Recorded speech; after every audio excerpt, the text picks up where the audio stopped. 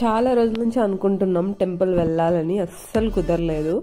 ఇంకా ఇవాళ ఫైనలీ వెళ్ళామన్నమాట టెంపుల్.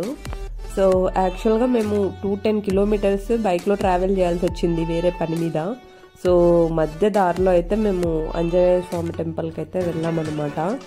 సో ఈ ఆంజనేయ స్వామి టెంపుల్ వచ్చేసి కర్ణాటకలో ముల్బగల్లో ఉంటుంది. మేమున్న చోటు నుంచి ఇది 80 కిలోమీటర్స్ అని చెప్పచ్చు. అంటే బెంగళూరు నుంచి 80 కిలోమీటర్స్ అయితే ఉంటుంది. సో అది మీరున్న డిస్టెన్స్ని బట్టి మనం కిలోమీటర్స్ క్యాలిక్యులేట్ చేసుకోవచ్చు. సో టెంపుల్ వైబ్స్ గురించి మాట్లాడితే చాలా మంచిగా ఉంది టెంపుల్. సో మేము బయట చూసి టెంపుల్ లోపలికి వెళ్ళాము. సో చాలా బాగా అనిపించింది. ఇంకా లోపల మేము ఇలా దేవునికి అయితే దర్శనం చేసుకొని బయటకైతే వస్తున్నాం అనమాట. ఇంకా మధ్య దారిలో ఇంకా సునీల్ ఇట్లా తులసిమాల చూశాడనమాట. ఇంకా పూజారిని అడిగి ఇంకా బైక్ వేసుకుందామని చెప్పేసి తీసుకున్నాము. ఇంకా ఇలా టెంపుల్ లోపల ఇలా చిన్న చిన్న గుడిలో రాముడివి ఇంకా దుర్గామాత ఇలాంటివి చిన్న చిన్న విగ్రహాలు అయితే పెట్టారనమాట. సో నేను అన్ని క్యాప్చర్ చేయలేదు, ఎందుకంటే లోపల అంత ఫోటోగ్రఫీ అలో లేదు. సో ఇంకా మేము మంచిగా దర్శనం అయితే చేసుకున్నాము. ఇలా ఎగ్జిట్ నుంచి ఇంకా బయటకైతే వచ్చేస్తున్నాం అన్నమాట. ఎగ్జిట్ నుంచి బయటకు వచ్చేప్పుడు ఇక్కడ నాగదేవతలు కూడా ఉన్నారు.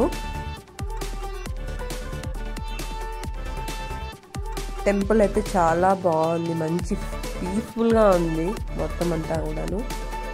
మేమైతే కొంచెం సేపు ఇక్కడ టైం స్పెండ్ చేసి వెళ్ళాము.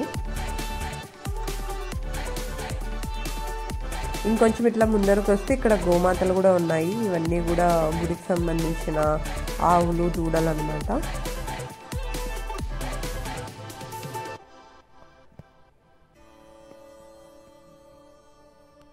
ఇంకా ఇదనమాట ఎగ్జిట్ నుంచి ముందరకు వస్తే మళ్ళీ ఇక్కడ మనం గుడి ముందరకైతే వచ్చేస్తాము. సో అది ఇంక ఇక్కడ మేము కొన్ని ఫొటోస్ అయితే తీసుకున్నాము, కొన్ని మెమొరీస్గా ఉంచుకోవడానికి.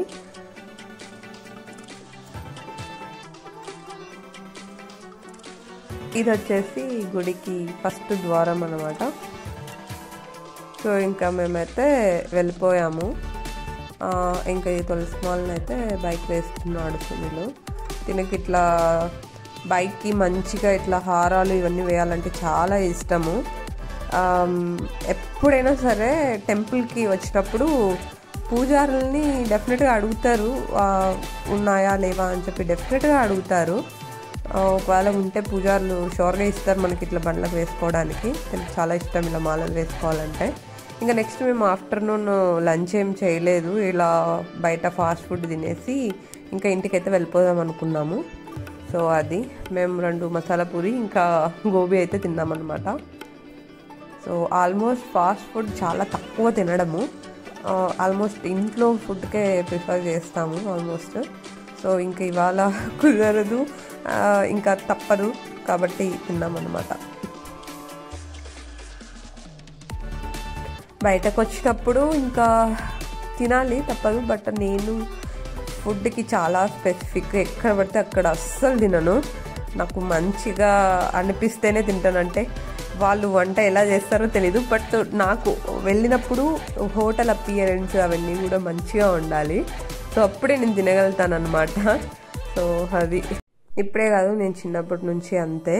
సో అది ఇంకా మేము ఇంటికైతే వెళ్ళిపోతున్నాం ఇక్కడ. సో ఇది ఇవాల్టి వీడియో. సో మా వీడియోస్ మీకు నచ్చినట్లయితే తప్పకుండా లైక్ చేయండి, సబ్స్క్రైబ్ చేసుకోండి. మరిన్ని వీడియోస్తో మీ ముందుకుంటాను. మీ నీరజ వ్లాగ్స్. బాయ్.